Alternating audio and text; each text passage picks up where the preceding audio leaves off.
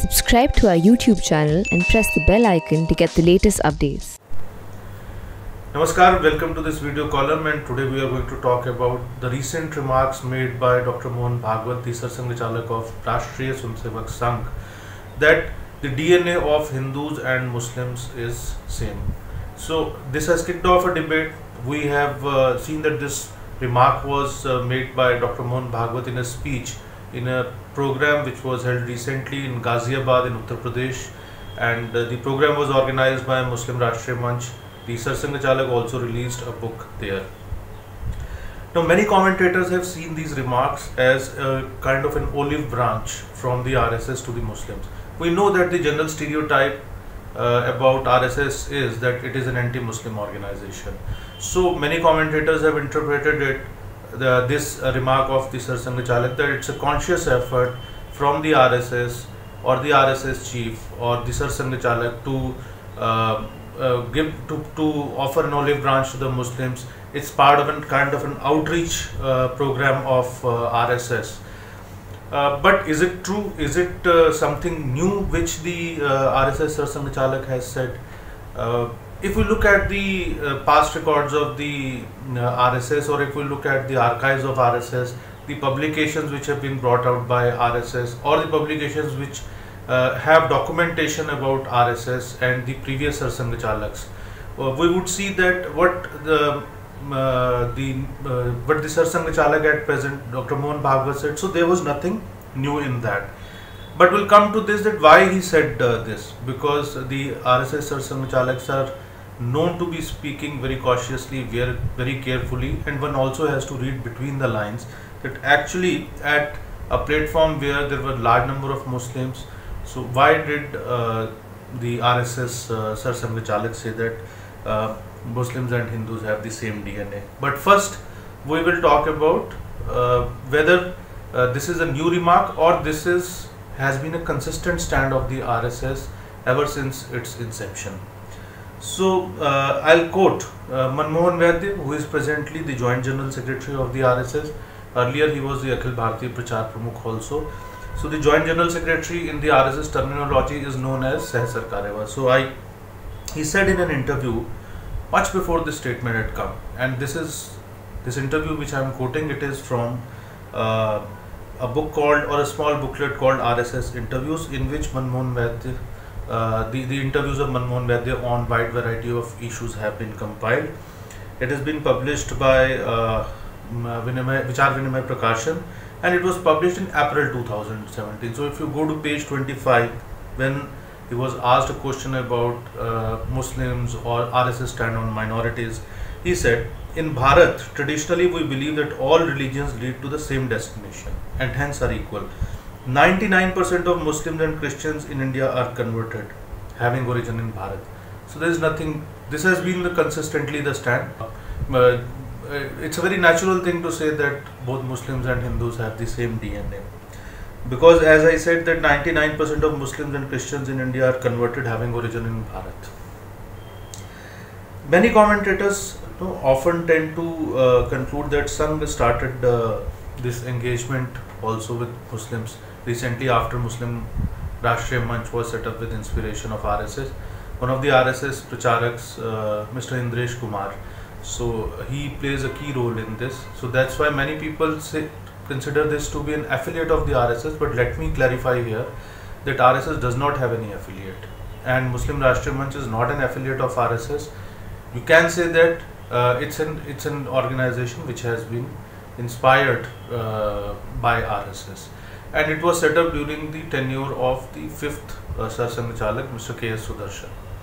And Mr. K.S. Sudarshan himself is known to have engaged with Muslim leaders, with Christian leaders, with leaders of various minority groups, and there was a constant dialogue.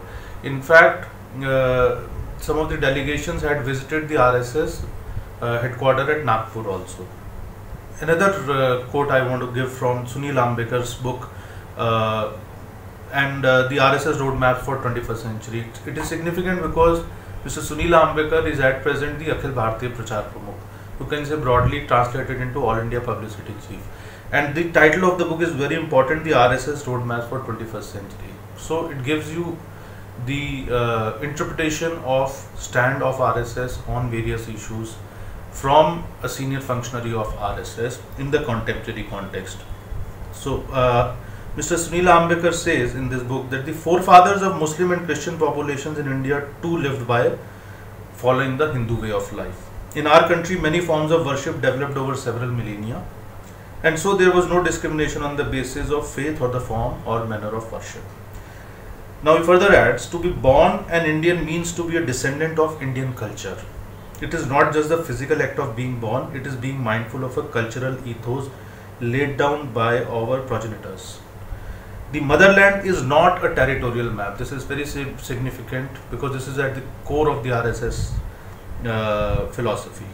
The motherland is not a territorial map, she is a great spiritual being.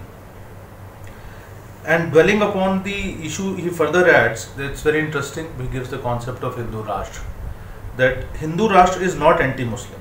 It never was. India's socio-political kernel is that of Hindu Rashtra. Hence, different sects of Islam, Christianity and other religions still practice their faith and rituals openly and freely in India. And let me tell you, this book was also released by the RSS Sarsangachalak, Dr. Mohan Bhagwat. First it was released in English and then its Hindi version has also come. Its Hindi version has come from Prabhat Prakashan. So those who want to read it in Hindi, they can read it in Hindi.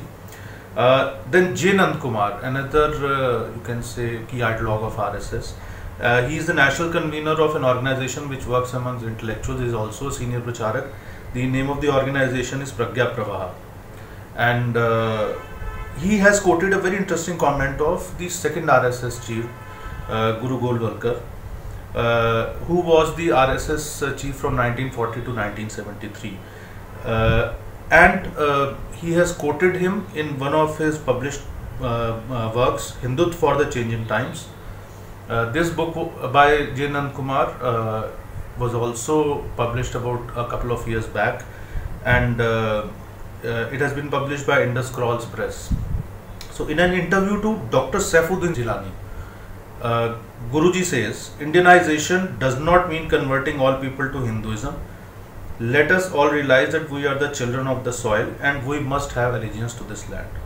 We belong to the same society. Now, very significant, very important, I want to emphasize this. You people who are saying Dr. Mohan Bhagwat's comment is something very new and something very path-breaking, so they must read this interview between the second RSS chief and Dr. Jilani. So he says, we belong to the same society and our ancestors are common. Understanding this is Indianization in the real sense. I am coming back to that line. We belong to the same society and our ancestors are common. So what does that mean? If our ancestors are common, that means that our DNA is same. So Guru Golwalkar has said this, and after that the other RSS chiefs have also said this. So if Guru Golwalkar, who was the RSS chief between 1940 and 1973, so he has said this decades before what Dr. Mohan Bhagwat has said. So there should not be any confusion that it is nothing new. It has been a consistent stand of RSS, and the RSS stand on this issue is very clear. They believe that Hindu is a dharma, it's a way of life, and the Muslims or Christians or Islam or Christianity, so these are there are particular ways of worship and there is no contradiction. So these are religions, and Hindu or you can say that Hinduism, though Sangh does not believe in any ism also, so they prefer to use the word Hindutva or Hindu Dharma. So Hindu Dharma is a way of life, and Islam and Christianity, they are religions, they are related to a particular way of worship. So there is no contradiction between them. You can be a Muslim, you can be a Christian, and you can still be a Hindu. In fact, a few decades ago, some of the people in the RSS had also used a very interesting term called Mohammadi Hindu for Muslims. And so there is no contradiction. That is what the RSS chief was saying at this function also. So I think it's a storm in the teacup, and there shouldn't have been any controversy on this thing. The way people reacted very sharply on Twitter from both sides of the ideological fence. However, now the thing is that why Dr. Bhagwat said this. Dr. Bhagwat said this because if you read, not actually even between the lines, there is another consistent stand of RSS that it does not believe that the society should be looked at the prism from a majority minority paradigm. The Sangh does not believe in minoritism. It believes that all of us are part of the same society, and there is no need to create a division of majority and minority on the basis of the way people worship.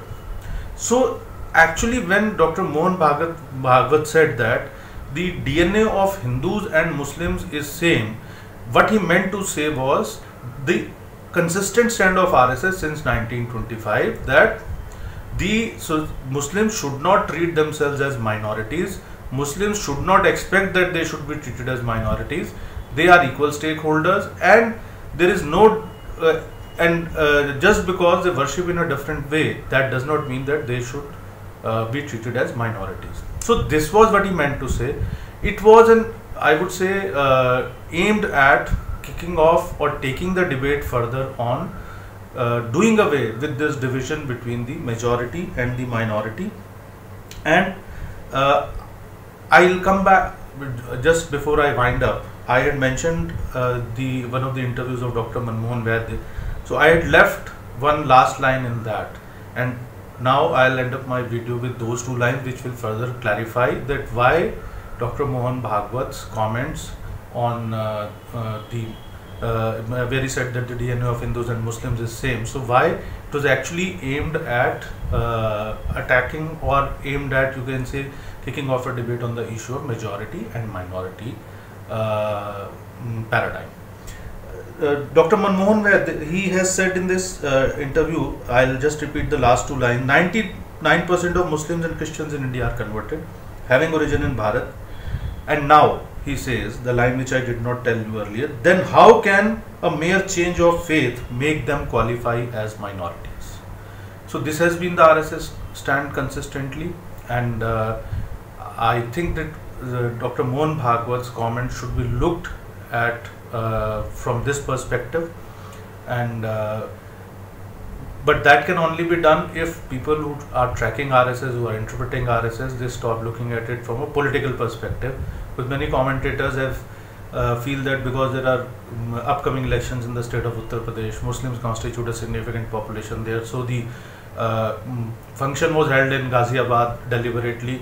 The RSS does not work in this way, and whenever an RSS chief says something, or a senior RSS functionary says something, so politics is their last priority. We'll talk about it some other day, but that's it from us for this week, and please do share your feedback, and we'll be back next week. Thank you.